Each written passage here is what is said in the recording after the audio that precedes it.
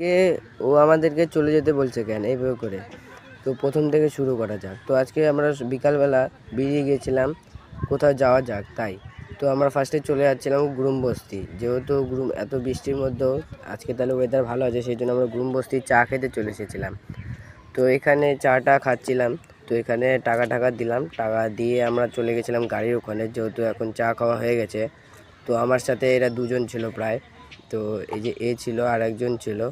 তো আমরা এখান থেকে চাটা খেয়ে বেরিয়ে গেছিলাম, ভাবলাম যে বৃষ্টি পড়ছে যেহেতু তো বাড়ি যাওয়া যাক। তো আমরা সেখান থেকে গুরুমবস্তি থেকে বেরিয়ে গেছিলাম, গুরুমবস্তি থেকে এখন যাচ্ছিলাম বাড়ির দিকে। বৃষ্টি পড়ছে, দেখো ক্যামেরার জল পড়ছে উপরে। তো এখান থেকে প্রচুর জ্যাম ছিল, তো এখানে বৃষ্টির মধ্যেও জ্যামে আমরা দাঁড়িয়ে আছি।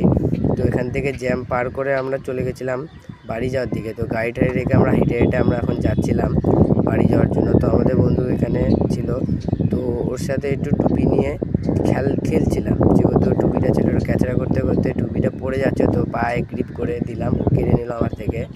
তো এখান থেকেও আমাদের বলে চল বাড়ি যা তাই। তো এখানে